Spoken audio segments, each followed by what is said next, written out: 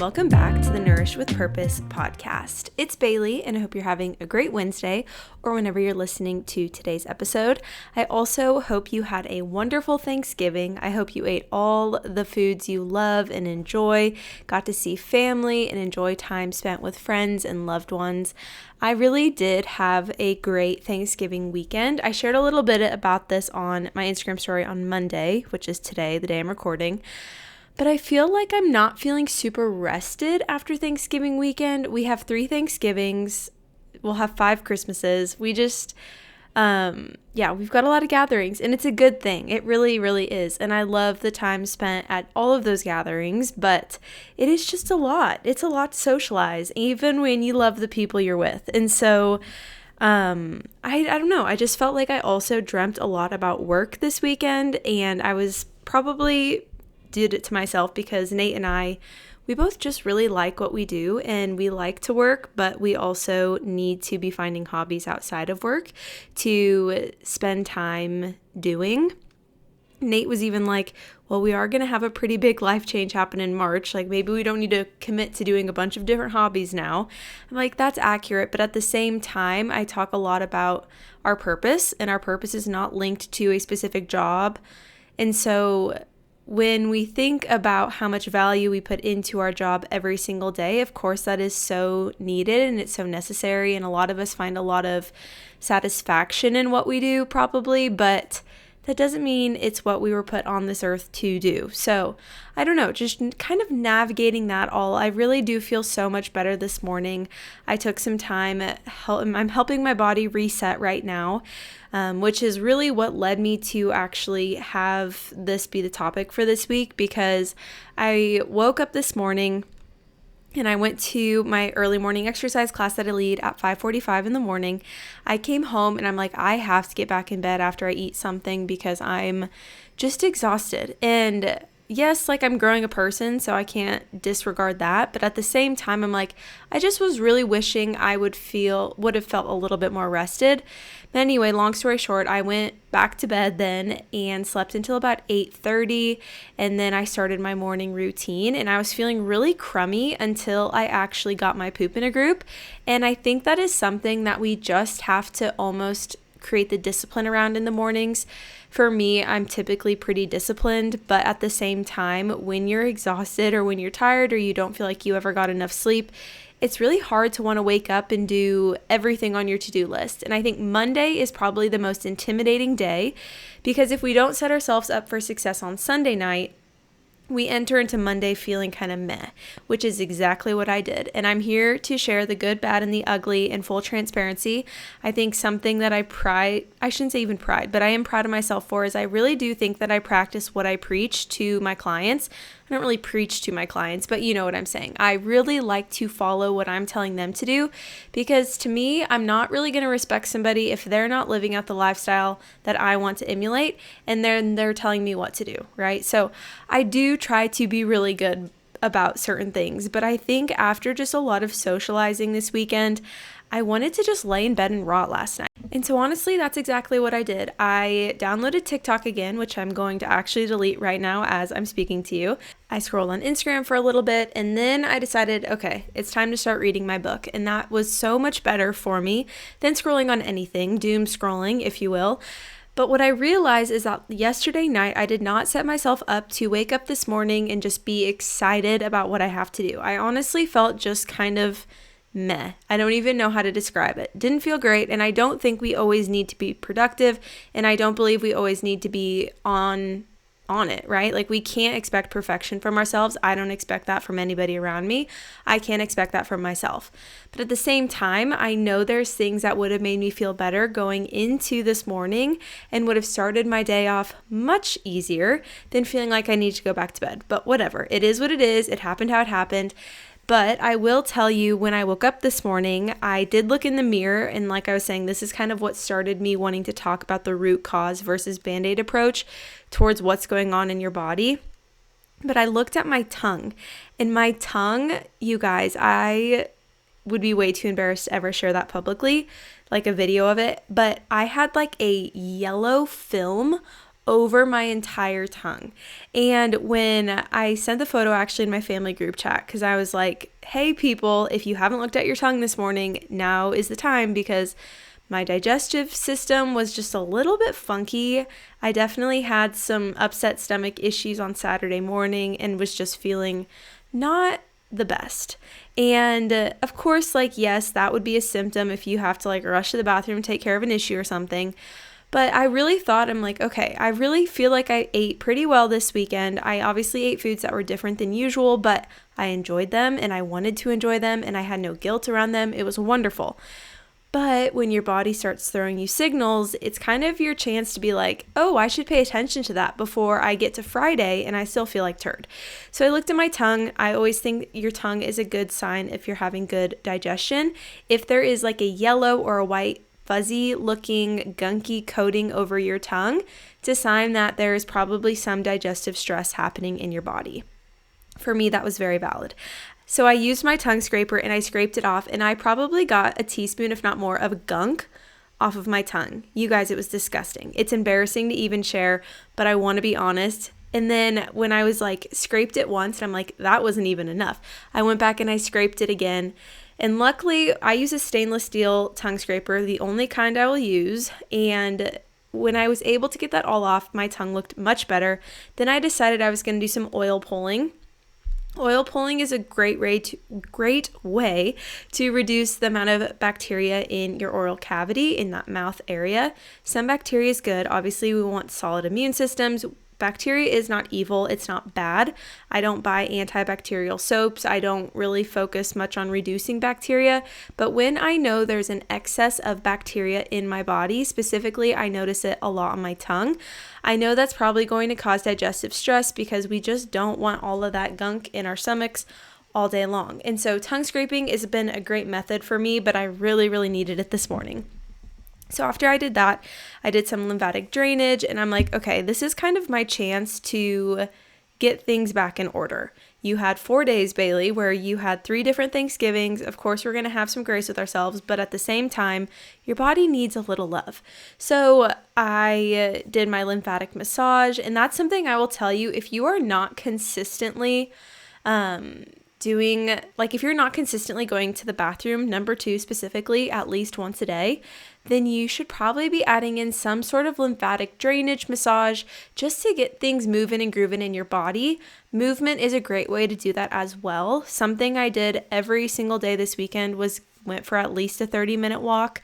It was nothing strenuous. It was not really, of course that's exercise, but to me it was just something to do to get my system supported and things moving and grooving. So that is what I did this morning, was lymphatic drainage, and then later I went for about a 60-minute walk today. Again, I just felt the need and the desire to move my body, and I actually have a lot of energy moving into kind of this last 3.5 months of pregnancy. And I'm going to get into how I'm nourishing my mind, body, and spirit and talk all about it. But kind of continuing on with why the root cause approach is so important is because I could have woke up this morning and looked at my tongue and been like, oh, that's kind of gross. Okay, let me just brush my teeth, see if it gets better, moved on with my day.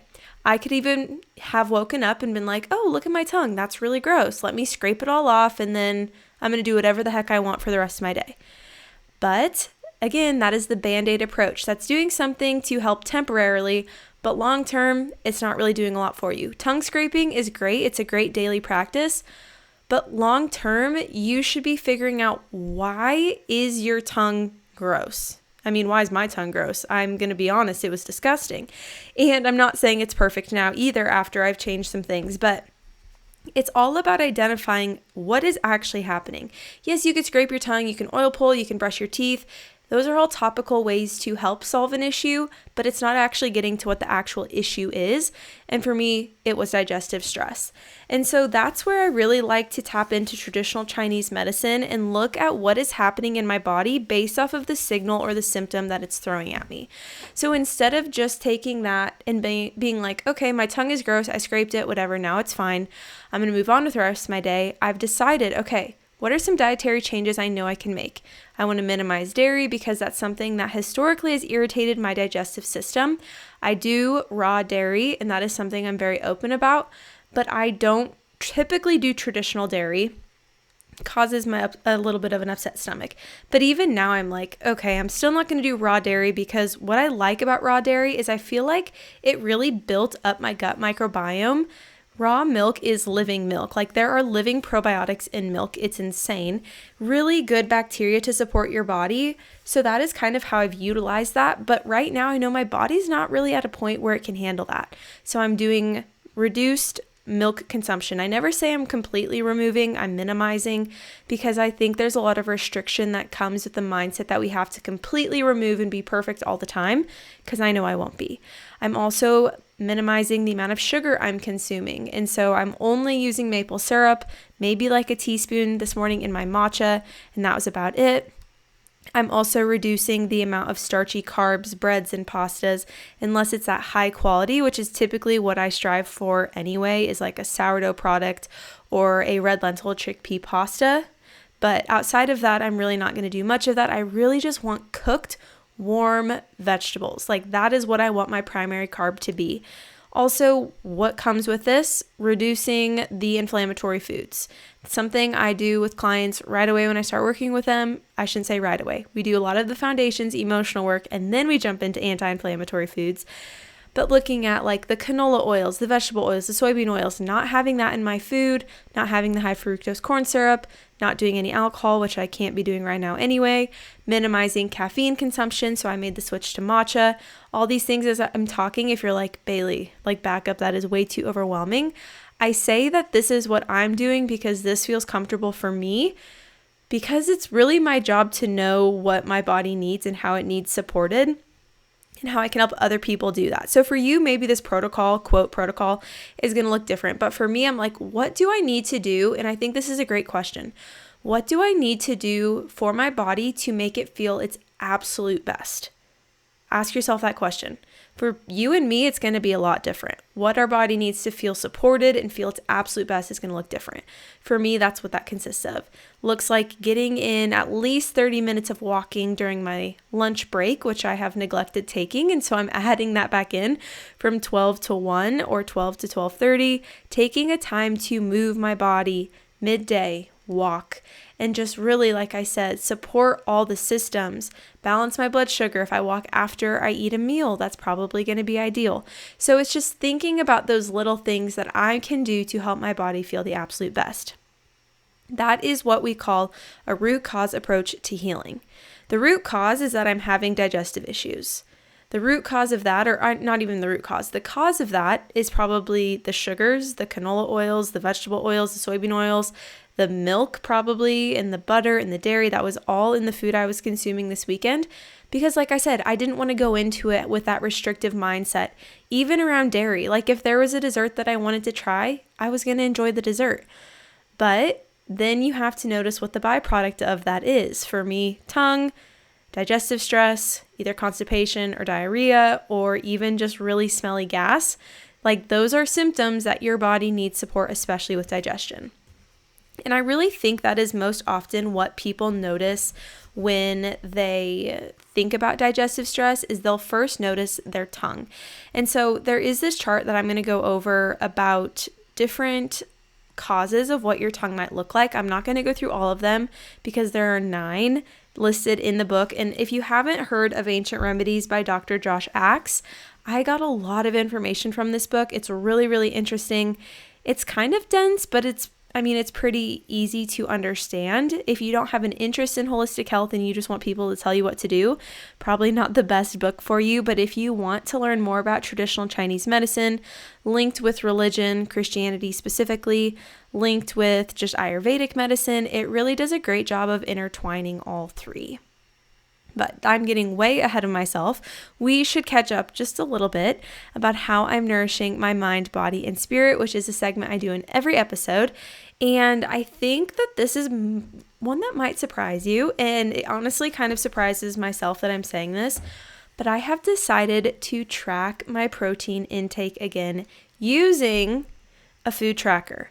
Now, I don't say this without a lot of weight because I've historically had a very, very, very, very bad relationship with tracking food. I did it consistently for 2 years, and throughout that I lost like 35 pounds and was very unhealthy, would exercise so much just so I felt like I could earn my food that I would eat that day. And at one point I know I was down to like 1,200 calories a day, like just not good habits. So the fact that I'm saying this shows a lot of growth on my part. And yeah, I'm honestly proud of myself for feeling comfortable enough to do this. Now, that's not to say that I might not get back into old patterns. And if I do notice that, I'm trusting that the people around me hold me accountable to that.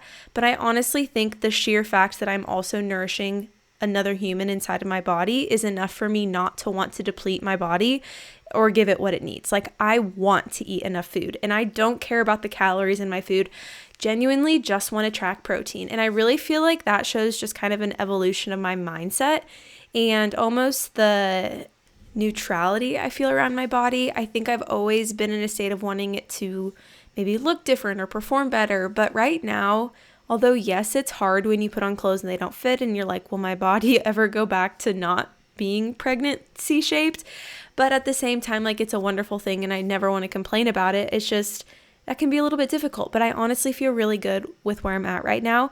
And I think a big piece of this is also part of how I'm nourishing my physical body. And that is because I got my first ever personalized workout plan.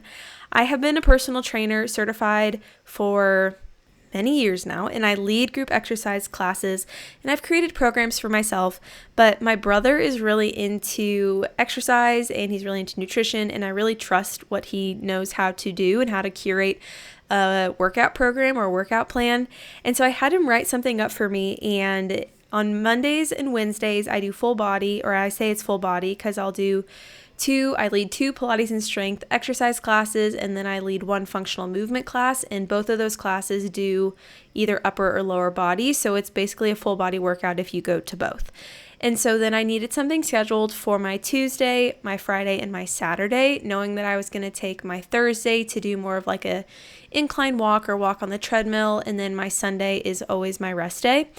And he wrote out such a good program. I just want to hype him up for a second because he just knows what he's talking about. And I told him, I'm like, okay, I want to build muscle so that when I have to take time off after, like during postpartum, that 6 weeks they typically recommend, and I don't want to rush it, I want to feel like I have that foundational strength. So it's really muscle gaining focus, which is why I'm also tracking protein. I genuinely try to get 120 grams of protein. Now that my weight has increased, I'm sure that I should be having more protein than that, but I really just want to know exactly where I'm at.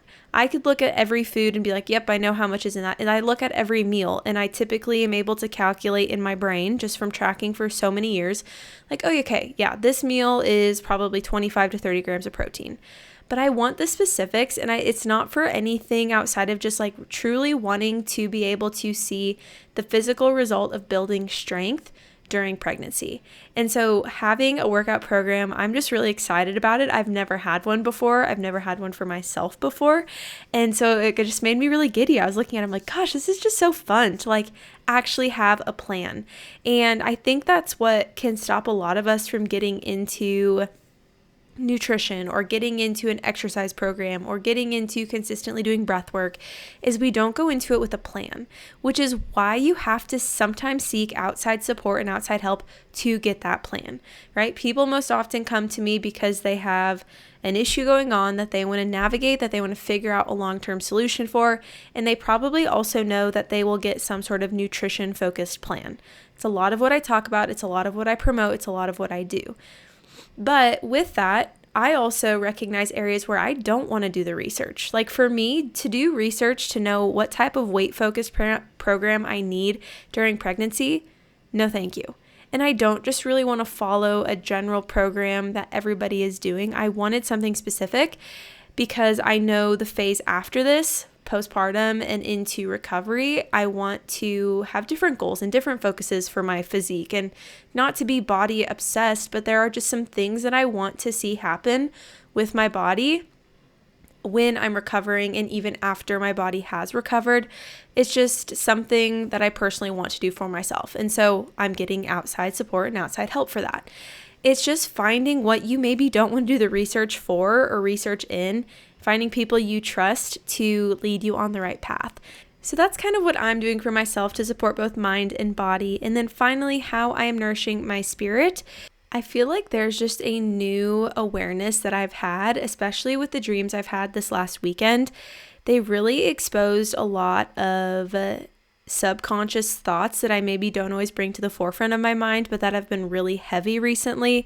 And I could just tell because I was doubting some things that I was doing. I was doubting myself. I was doubting my knowledge, which yes, we all go through those seasons, but I was having legit nightmares about it. And it really just exposed a lot. Even on Saturday morning, I woke up, my eyes just jolted awake. I had a horrible dream, eyes jolted awake. It was like 5:30 and I could not go back to bed. And I was just sitting there in bed and I was praying and I'm like, Lord, please protect my thoughts and help my thoughts to be positive and to be self-supporting. And Satan, I'm like, get the heck away from me because you are at play right now and I don't like it. You're making me have all these horrible dreams, all these horrible thoughts, get out of my brain. That's truly the conversation I was having. It was like this fight between God and Satan. I'm like, Satan, get out of here. I don't want you present. I don't want you in my life. I don't want you in my thoughts. I don't want you in my dreams. And it was just that repetition of prayer and kind of talking myself down from just some of the things that were coming up. And so I think for me, a big piece is getting back into consistently reading my Bible, consistently doing breath work. Those two just always go hand in hand. And I truly feel 100% better when I do that. And I feel less overwhelmed, less stressed, less frustrated, less self-conscious when I do that consistently. And I think it just gets talked about so much that it feels so basic. But even just reading through Proverbs, I was talking to my dad about this. He's like, I'm glad you shared you were reading that because what's really cool is that one Proverbs or one verse will resonate and then the other maybe won't, and then the other one will hit so close to home. And it's so true. So many verses are highlighted. I've been marking up my Bible and it just feels good to get into the word, to feel just such a connection to what's being said is really neat. So that has been really big for me. And I'm hoping that it continues to help support the positive thinking, positive thoughts that I have for myself, because it can be hard when you don't have external people validating everything you do. A lot of what I do is very self-sufficiency focused. I create content.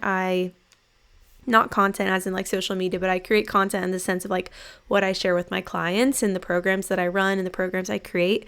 And so there can be some self-doubt that comes up with that, but I think just that reassurance of trusting that I am being placed in people's lives for a reason, they're being placed in my lives for a reason, there is a purpose behind what we're doing together, and there is a solution to the issue or the problem that they're experiencing, and that I just need to understand that I can't take 100% responsibility for everything that happens, although it's hard not to. And it's just been reassuring to know that my body is a vessel for what I'm here on earth to do, but that is not my entire life. Again, coming back to your purpose, your job is not your entire purpose of being here on earth. Although I feel like United States culture, we really obsess and fixate on that. There are things that need to be done outside of that to support your system. So I'm just kind of navigating how I can best support all systems of my body, mind, body, and spirit. But I would say spirit has probably been the most impactful in the last few days. Okay, so I kind of segued already as I opened this episode into why I wanted to record this episode, but I really think there are just some things that I do when I look about supporting my systems to help break it down and make it a little bit more tangible and easy, honestly. And so, like I said, the one question for you to ask yourself is, what do I need to do for my body to feel its absolute best? That is a great question to be asking yourself. And then I kind of split this into how I can support my mind or my spirit, my physical body, and then any dietary changes that I need to make to support my body. So when it comes to my mind or my spirit, again, what is linked to having that fuzzy, gunky coating on your tongue, the emotions linked to this is overthinking and worrying. Two things, like I fully disclosed when I talked about my spirit, were very present this weekend. overthinking, excessive worrying. And so I needed to implement my Bible study and prayer time back in. Also, I'm like, okay, I'm going to implement my 4, 6, 8, 10 breathing technique, something that I could definitely go more into in the future. I honestly just made that up myself. Not the technique, but what it's called. I don't know what it's actually called, but that always helps me out a lot. Breath work, again, it's so foundational. It is so basic. It's free, but it makes a huge difference. Prayer, again, also makes a huge difference. It's free. Do these things that cost you no money, but support your body really, really well. Then when I think about my physical body, okay, so I know, again, based off of the coating on my tongue, linked to that is digestive issues and stagnation or constipation. And so I wanted to figure out, okay, how can I get my systems moving and grooving? I always say that, moving and grooving, because we don't always want to talk about poop and all the things that come with it. So I'm just going to say moving and grooving. So lymphatic drainage was the thing that I decided to add in. I also have decided that I wanted to, like I mentioned before, make walking a consistent habit this week, especially in the weeks to come, just as we're in winter and we're a little bit more stationary. Getting a 30 to 60 minute walk in almost every single day feels really good for me. It's not at a fast pace. It's not with the intention of sweating. It's just with the intention of moving. I also, like I said, have a workout program that I had designed for me, and that is something that is very new, very fresh. This all feels comfortable for me at a physical level. For some people, it might solely be entering or inserting in that lymphatic drainage into your morning routine. Totally fine. Again, I'm saying this is what I've decided to do. I also then dietary changes. I want to minimize bacterial growth. So like I said, minimizing sugar with the exception of doing some maple syrup, minimize dairy. I talked about why, minimizing some starchy carbs, but adding in more cooked veggies, high protein meals, healthy fats. Those things just make me feel really, really good. Berries, fresh fruit, those things make me feel my absolute best. So I want to do as much of that as I can, which also means that I'm going to be cooking at home or probably eating meals at my parents' house, which they make really good food, not a concern of mine at all with what the quality of that will be. But I also am going to reduce the amount of sugar. So that means less desserts, less lattes. I'm going to do more matcha, less caffeine. Some of these things I'm doing based off of what I know about bacterial growth or candida or fungal growth. That's a whole nother conversation in itself, which I don't have the time to get into right now. If you're interested in that, I would be happy to share, or maybe I'll do an episode on that in itself. But those are the things that I'm doing both on a physical, dietary, and mind and spirit level. I also, like I said, want to support the root cause of what's going on, digestive stress. So sometimes you have to do some topical solutions to help with the physical symptom.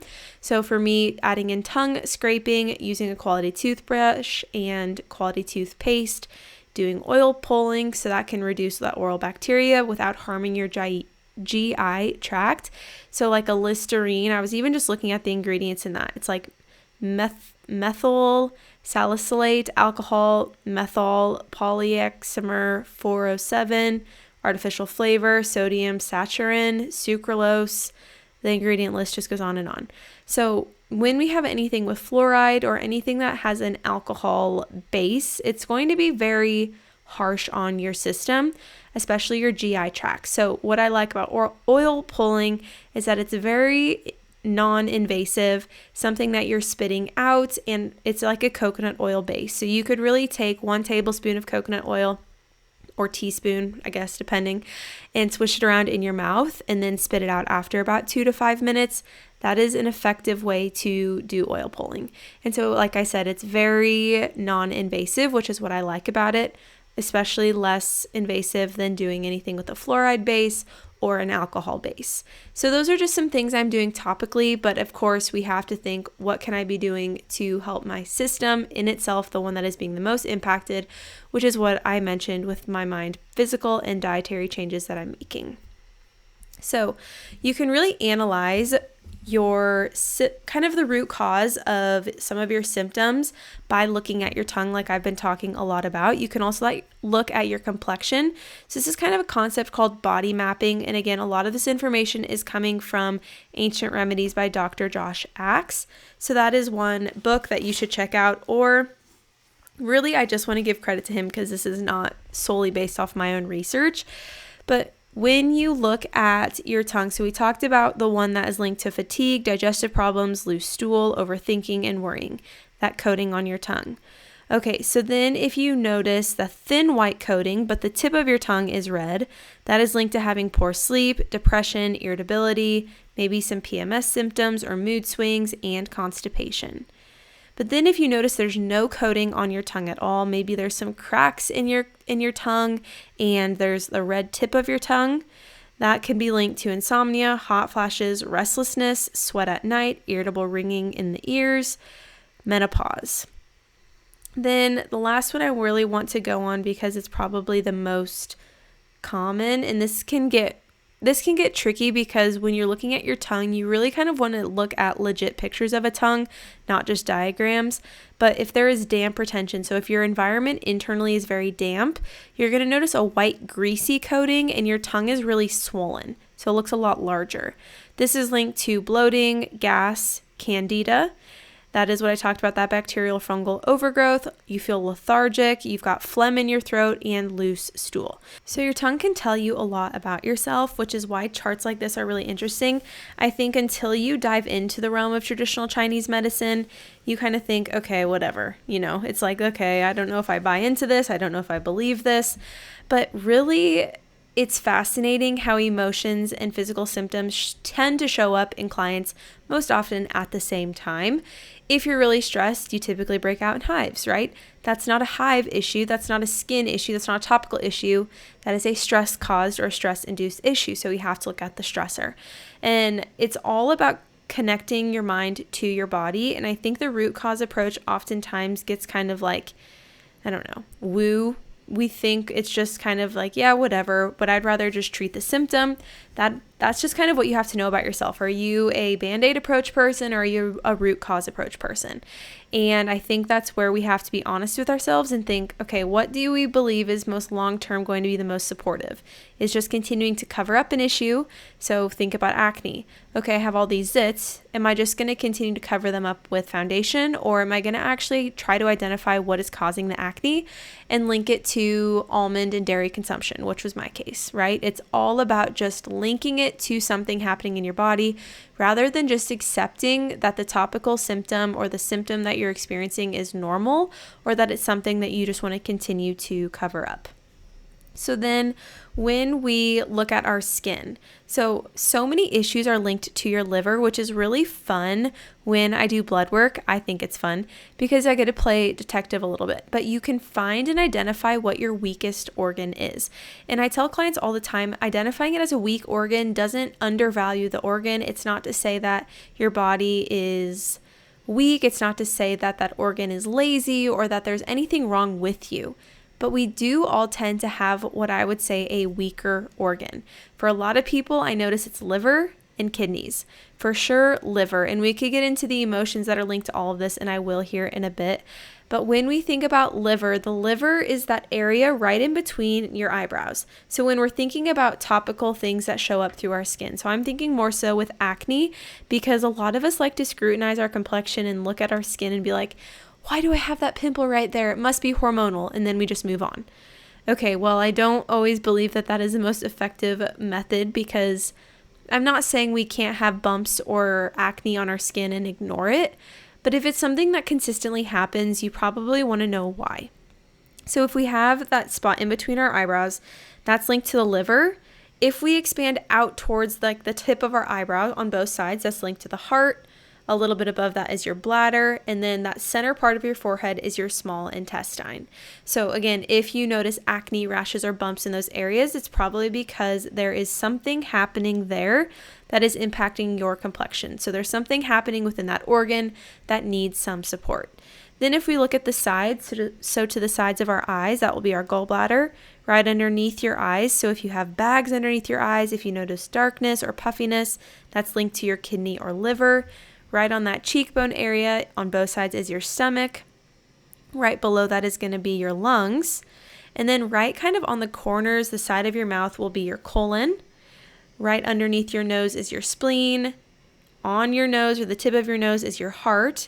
And then in that chin area, it's kidney or adrenal or your bladder. Okay, so kidney, adrenals are linked to your bladder. The adrenal glands sit right on top of your kidneys, also impact your bladder function. So just things to know. If you notice anything pop up in those areas, it just gives you an idea of what you can link it to. For me, I feel like when I break out, most often when I'm stressed, it's going to be on my chin. And that would make sense because the things that stress me out are typically when I'm on a computer or a screen way too much, which is what a lot of my job is, which again, I'm grateful for, but at the same time, blue light can deplete your adrenals. So if you're not drinking enough mineral-rich water, those adrenals are going to be so fatigued that they're not getting the support they need, and it'll probably come up in the form of some sort of acne. It just always has tended to be where I break out the most. So I always tell clients, I'm like, my weakest organ is definitely my kidneys and my adrenals. That's why hydration and quality hydration is very, very important for me. The quality of my water is also very important just because I know that's an area that needs more support, especially because, like I said, I'm on a screen a lot of the day. So I just think that those charts are really fascinating to be able to link to what's happening, maybe more of that root cause approach to what's going on in your body. But there is also a sequence of organs that your body throws symptoms based off of emotions that I wanted to tap into as well. So like I was saying, what is really cool about the blood work that I do and how I read it is that we can find the organ that needs the most support. And this is something that I actually do with my clients within my one-on-one coaching program, Rebuild. I just wanted to say that December will be the last month to sign up for one-on-one coaching until until June 2025. So it will be a long time, but with baby coming in March, I want to make sure I take off adequate time so I can fully support people. So that's something that I would encourage you to do, or at least think about. Set up a call with me if you're interested. But like I said, in the Rebuild program, we identify what this organ is, and then we go and move forward, understanding how we can support that organ. So I'm not going to talk about all of them. It goes from brain to lymphs to liver to colon to kidneys and to skin. Your skin is the last thing. Okay, so if you think about the amount of drainage happening in your body, if there is blockage in any of these pathways, it's going to show up as a negative symptom.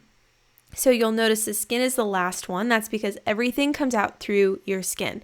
So there's probably something either happening with your kidneys, colon, liver, lymphs, or brain that is leading to the thing that is showing up in your complexion. So I'm just going to go into the colon because this is one that I think is really interesting. The symptoms that can come when there is a lack of support of the colon or a lack of drainage from the colon is going to be that constipation, diarrhea, irritable bowel syndrome, gas, bloating, bad breath, bowel movements that are fewer than 2 times a day, a very intense body odor, maybe hemorrhoids, very foul smelling bowel movements, and abdominal cramps. So when we think about the emotional link, because for me, it's very hard to not think of the emotion that is linked to the symptom flashing signals in your body, right? I like to think of these symptoms or these root causes. We always kind of like, if you're driving your car and you notice, oh, low tire pressure, that light went on. Oh, now you're driving and your car's on E, you're out of gas, that light comes on. Oh, would you look at that? You've got a tire flat. Okay, boom, we're going to flash that, whatever. I know nothing about cars. I'm just saying these are the symptoms that show up in your body. It's like all these little lights that are like, hey, you should probably do something about us. We can't just do this forever. If you're driving down the interstate with a flat tire, you're going to eventually pop the tire and you're going to have a bigger issue than if you would have just addressed the hole in your tire. That is what we're trying to do when we link these physical symptoms to where that is stemming from, right? So those symptoms that I mentioned are linked to the root cause being something happening in your colon. So we could think physically, yes, your colon's the issue. Emotionally, what is linked to stress in the colon or inflammation in the colon is going to be anxiety, sadness, or feelings of inadequacy.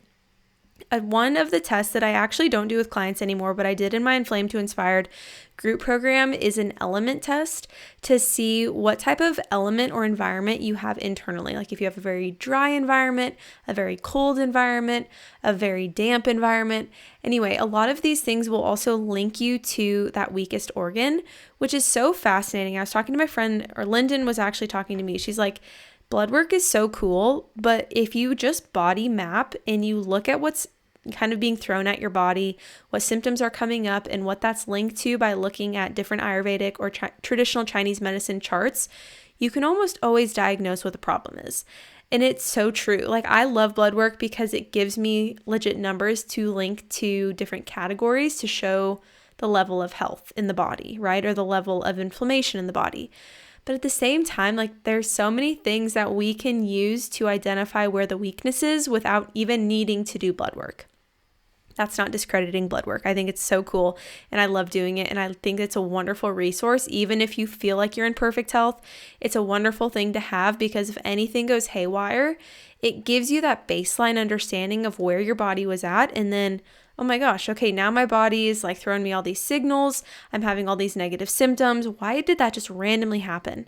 We can go back and look, okay, what were your levels? Now, what are your levels now? What areas went up? What went down?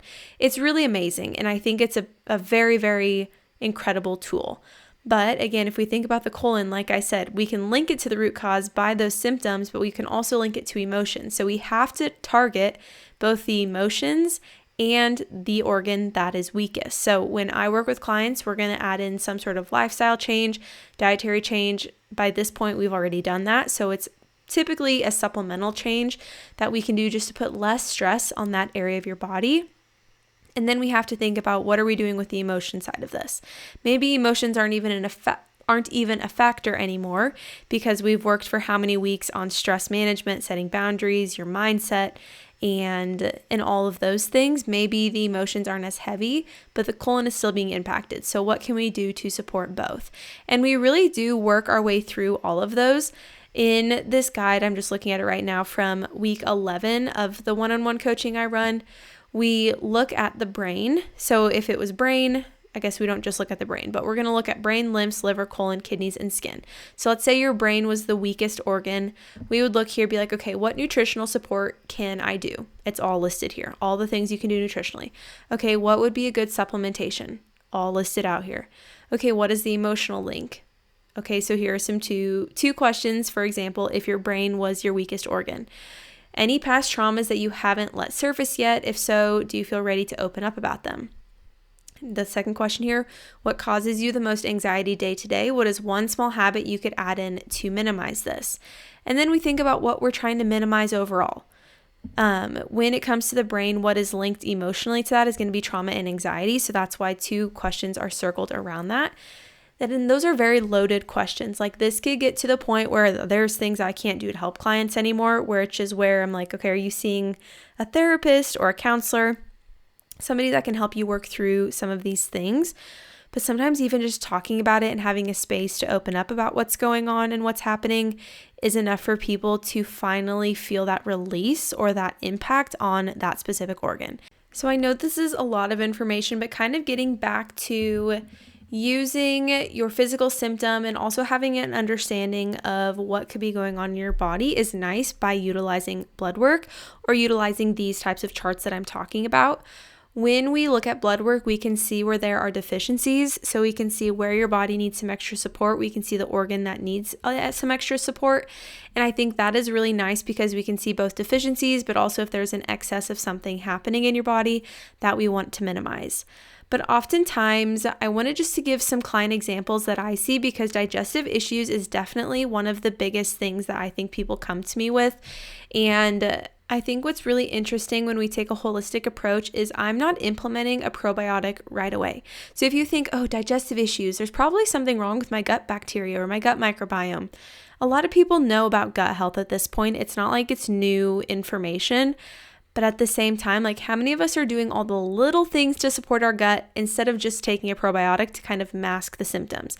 Again, you're not technically masking the symptoms, but if you have digestive issues, it doesn't matter if you're taking a probiotic. It's probably not going to help if you're not doing some of these following things, which is why when I talk to clients, what I want to know is, okay, when was the last time you took antibiotics? Antibiotics completely wipe out your gut microbiome. We need to build that back up if that's something you've been on recently.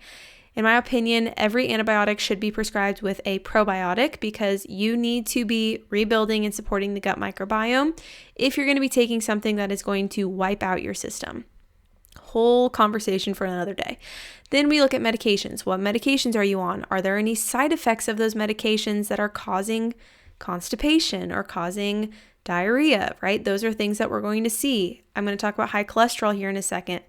Cholesterol medication can cause both diarrhea and constipation and abdominal pain. Things that I just need to know because If you're on a medication, sometimes there's symptoms that are being flagged because you're taking the medication. Not saying that I would ever be in the place or position to tell you not to take it, just things that we have to be aware of. I would also ask, what is your supplementation regimen? Just as important as your medications, what supplements are you taking? If you're taking too much vitamin D, you might be constipated. If you're not taking enough vitamin D, maybe you're having a mood disorder. Things that we would also be able to understand and identify. And then also, what does a day of eating look like for you? If you wake up in the morning and you have 6 cups of coffee and you don't eat until 1 o'clock in the afternoon, ding, ding, ding, we found what is causing your issue, okay? That is a very, very simple fix. But I even think the timing and the quality of your meals is almost, and I would say probably, I don't even want to give a percentage. Most of the time when I work with clients, it's because of it's a timing issue and a quality issue with their food. Okay, so then we also want to think about what traumatic events happened around the time that symptom started. So for some people, this might be bloating. Every time I have dairy, I was never allergic to dairy until whatever event happened, and now I'm super sensitive to it. Like COVID is one I've heard, or even the loss of a spouse. I never had issues with dairy until my husband passed away. And then we start diving into, what foods did you tend to lean into to comfort you in that time? I would do a lot of ice cream or a lot of bread, and I'm like, okay, so your body has made a track. Dairy and gluten probably are things that are being flagged for you, not necessarily because you do have an intolerance, but that intolerance or that allergy is popping up as a result of an emotional issue with that food. And that is where you could get into Germanic new medicine. I have not dabbled much into that, but it is really fascinating to see how your body will track foods or make tracks when you consume certain foods during different times, either of the month or when you have different emotions or different traumatic life events happen. And then it'll actually kind of refuse those foods or be triggered by those foods. Anyway, so I think that is just something we have to talk about the traumas, and we have to talk about what you gravitate towards to comfort you. Even if you don't buy into the Germanic new medicine and you're like, okay, Bailey, this is a little too far-fetched for me, that's fine. I just want you to think about the foods that you tend to eat now when you have emotions, high stress. Are they foods like blueberries and cheese and some delicious crackers, and are they high quality foods, or are they ice cream from Dairy Queen and chocolate cake and French fries and cheese curds and alcohol? Okay, that in itself is going to tell you you're having an emotional response to this food because you're eating it when you're stressed, and it's not the high quality food. So it's not even about, let's take the whole woo side out of it. Let's just look at the food that you're eating when you experience intense emotions, and that in itself can help us identify why you're bloated at these different stages of the month or at this different stage of your life, right? Just physically looking at how that body is going to impact your internal systems and your internal health. So kind of coming back to what the Band-Aid approach would be, the Band-Aid approach would be getting on a supplement or a medication without understanding why you're taking it or understanding what symptom you're trying to improve. You just know, it worked for so-and-so, they took this and felt this much better, so let me try it out. It's probably not going to work for you because you don't know why, and also it's way too much of a first step for you. Again, we have to come back to the foundations. What are you doing nutritionally? Are you drinking water? Are you sleeping? Are you managing stress? Have you processed different traumas? What's the emotional link to what's showing up in your body? Something that if you are on your own and you're trying to navigate this can feel very daunting and very overwhelming, which is why I continue to just share what I do as a coach, not to try to pitch myself, but to be very honest that it is hard to do some of this work on your own. And I hope that this podcast episode is giving you the tools to do this on your own, but you have to see how layered this is, right? So you don't just want to jump into a supplement or a medication. And this brings me into something else that I see a lot when I do lab work is if I'm doing labs of anybody over the age of 50, 9 times out of 10, it'll come back as high cholesterol.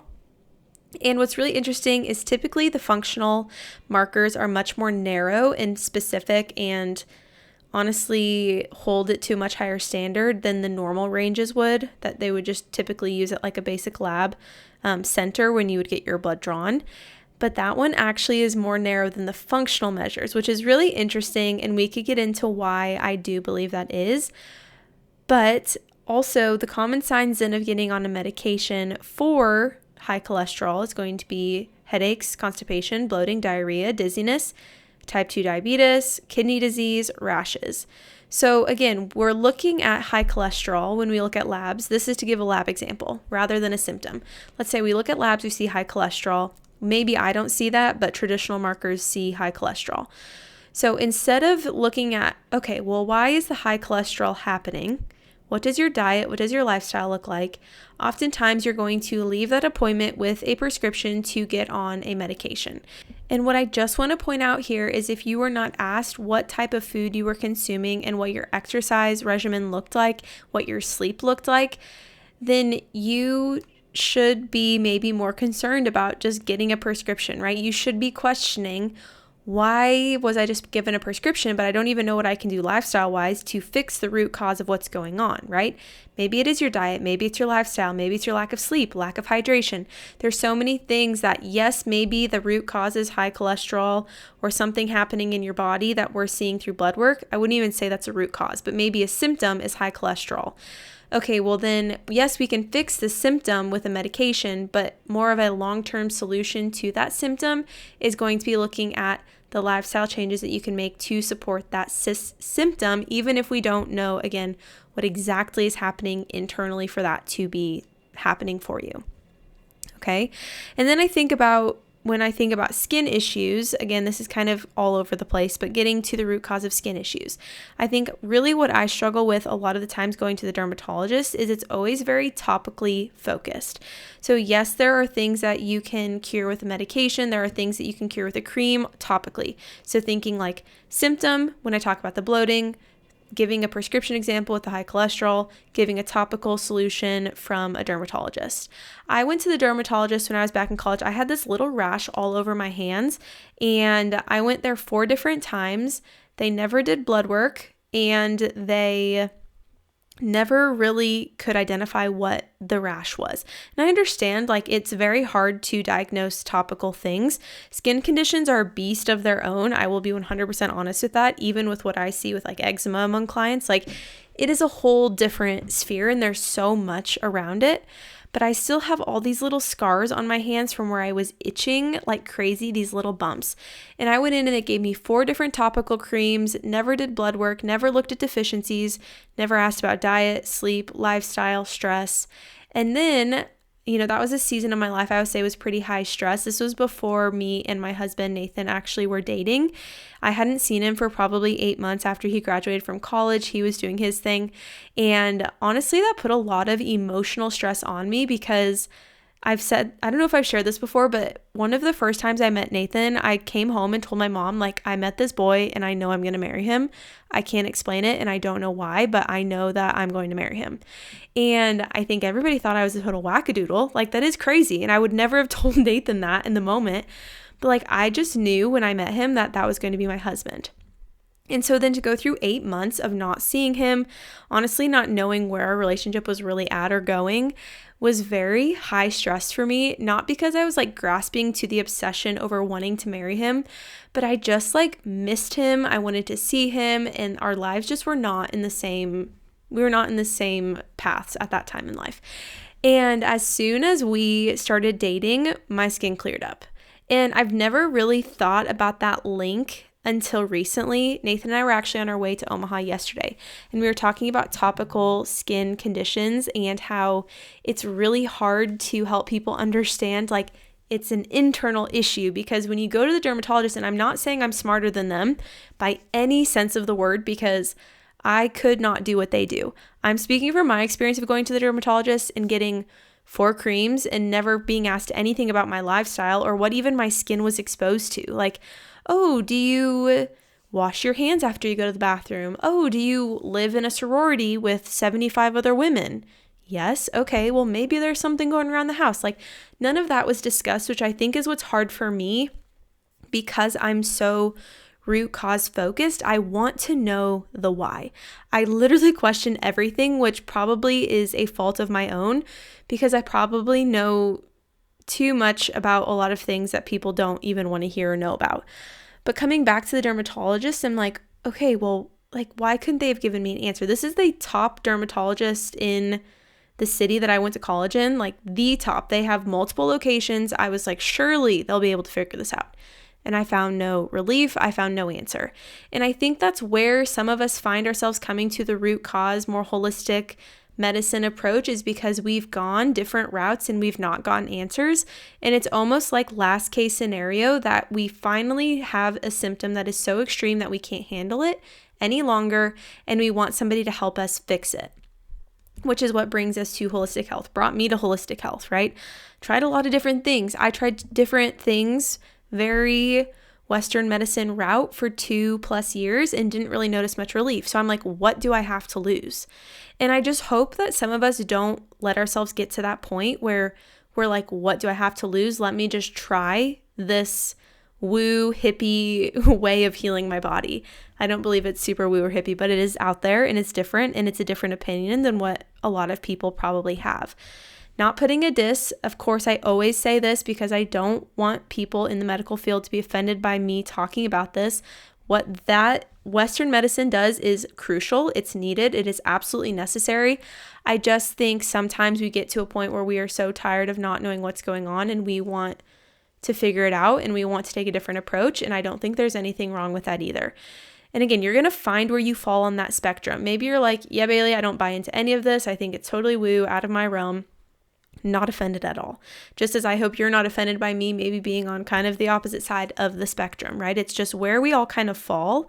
Some people will be right in the middle. And I think it's just good to be aware of what other options and ideas are out there for what's happening. So kind of coming back to the skin, right? We talked about acne before, how you can body map, how you can link a breakout or a rash on your forehead to a specific organ in your body.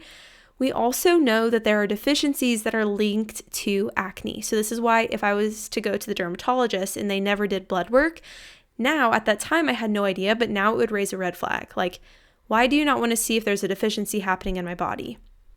Vitamin D is one where if you have a surplus of vitamin D, you're going to break out. If you are significantly deficient in vitamin D, you're going to break out. So in most Midwestern people probably are not getting enough vitamin D to be in that ideal 70 to 100 range when it comes to labs.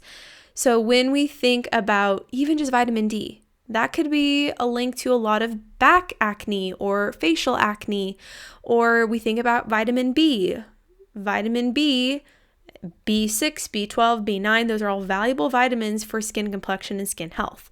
When we don't have enough of those, our body's going to throw signals, oftentimes then coming out through our skin in the form of an acne or a rash. So things like that, I just think it becomes so crucial that we're looking at the foundations, we're looking at blood work, we're looking at supplementation, we're looking at deficiencies, we're looking at excess, we're looking at organs that are being affected.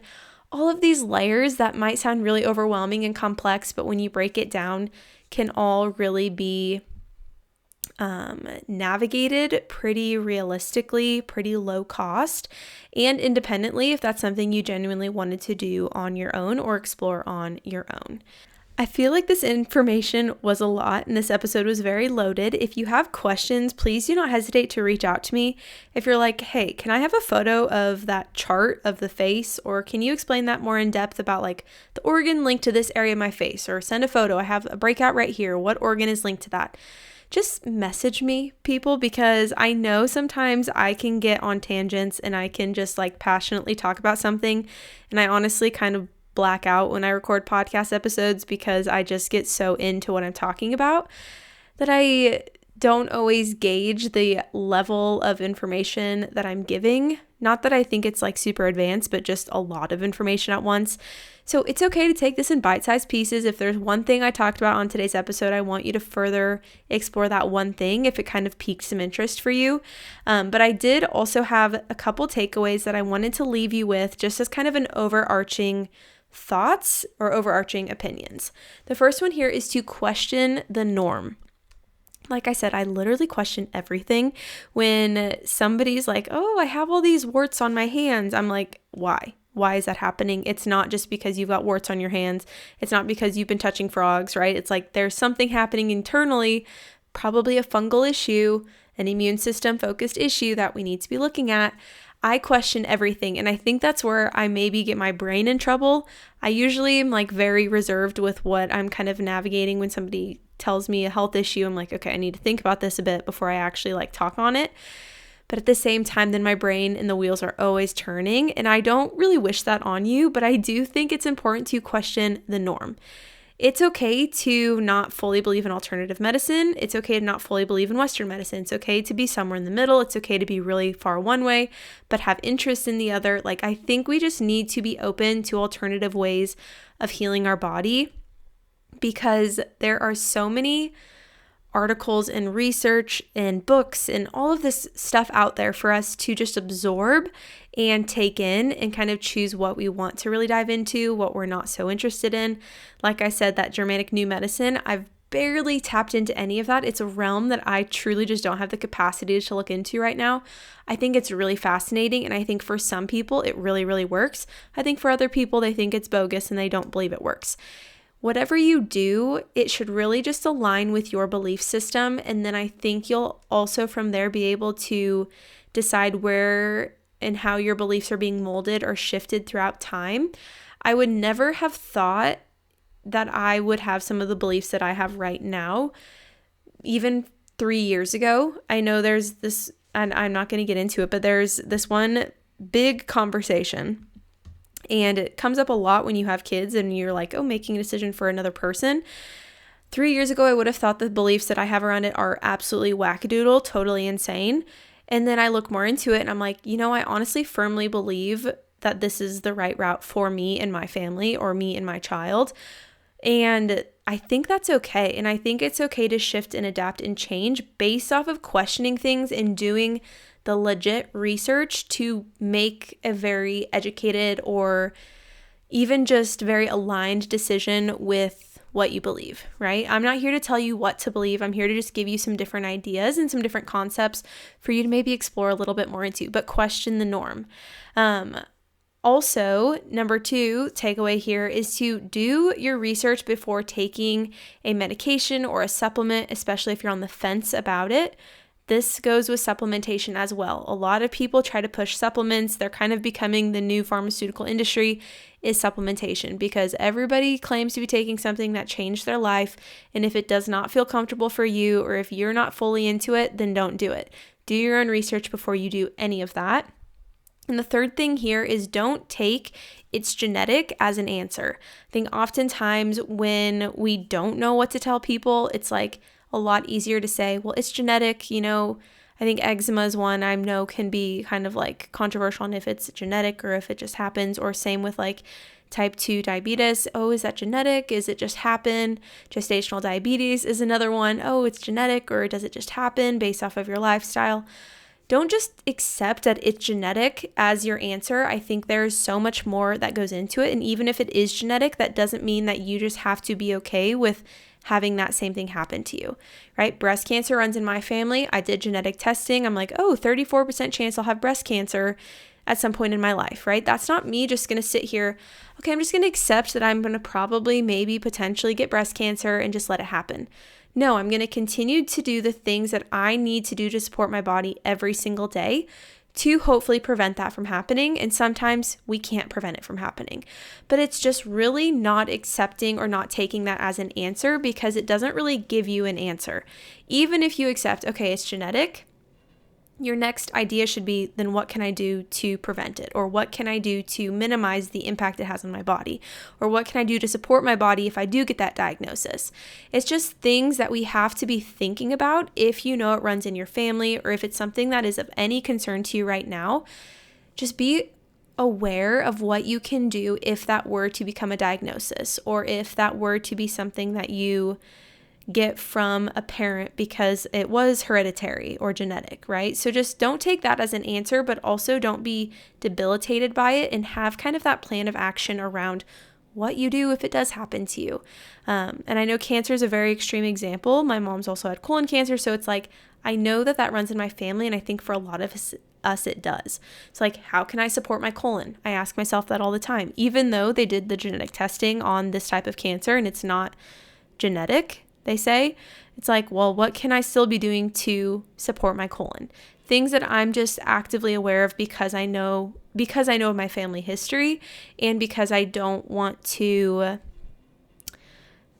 put more stress on that organ if I know it's already something that could be weak in the future.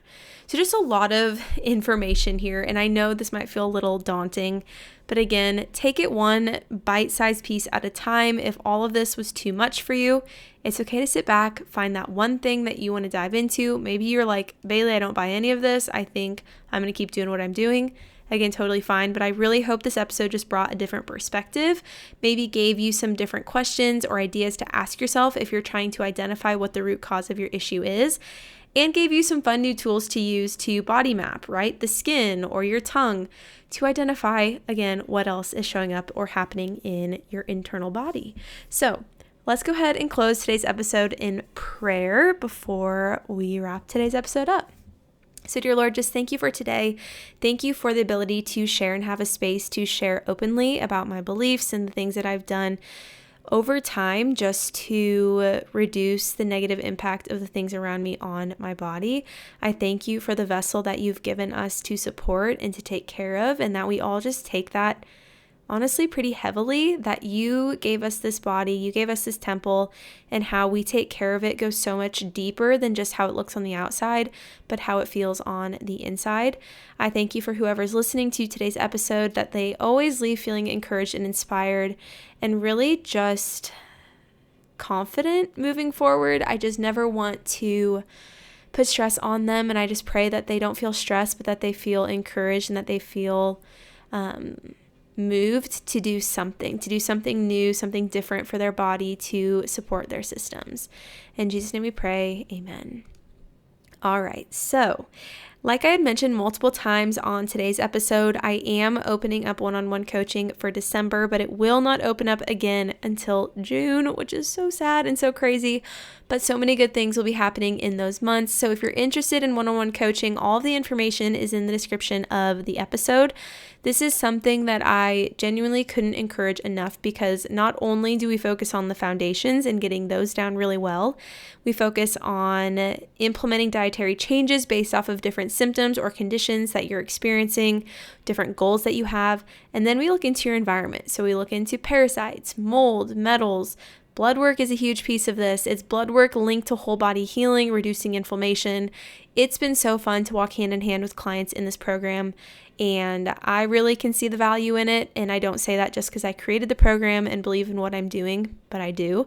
I just really think that so many things can come out of this, and taking that time for yourself, setting aside time each week to take care of your body is the best thing that you can do for yourself. I know this time of the year comes with a lot of financial investments, a lot of things to pay for with gifts and all the things. But if you're thinking about somebody in your life even that would benefit from something like this, maybe gifting it to them, or even gifting it to yourself and deciding, the money I get for Christmas this year, I'm putting in towards getting my blood work done and looking at what's happening internally to heal this symptom. And I think that should be very empowering for you. I know, especially with Black Friday this last weekend and Cyber Monday, I feel like I've been bombarded with things, and I've honestly tapped into the consumption way more than I would like to admit. I feel like I've ordered a lot of things the last few days, and I don't think that's bad, but I know there's such a lack in fulfillment. Like after I placed the order, it was like, that adrenaline rush is gone. But think about if it would be something that you could invest in, that you would actively be noticing a difference every single day in how your body physically felt, and you could continue to kind of ride the high of that investment for a long time. My goal is always long-term consistency. My goal is never long-term dependency. And so I try to get clients to feel confident in what they're doing independently so that they don't need me forever, which is what I would of course want for you as well. So I know that's a long spiel, and I don't mean to pitch myself to you, but I just want to be very honest about what my availability is. And when baby comes, I'm going to be so absorbed into that moment of my life. And then I will be so excited to either hold space for you in June of next year, or hopefully before then. Again, December of this year is the last time to sign up for one-on-one coaching until June. So If you're interested in following along with my life outside of the podcast, you can find me at Nourish with Bailey on Instagram, Bailey Seaton on Facebook, findyourdivinepurpose.com. It's all linked in the show notes. You know how to get connected to me if you need anything. If you have questions, comments, concerns, send them my way. Also, would just encourage you to send this episode to somebody that you think would be interested in hearing it, or one of the episodes that I've recorded in the past. I love this podcast and I love this platform and having people just to share thoughts and opinions with, and honestly hear what your thoughts and opinions are in a response. So it's just been really fun, and I am continuously so grateful for you and your support of the show. So with that, I will talk to you again next Wednesday. Bye.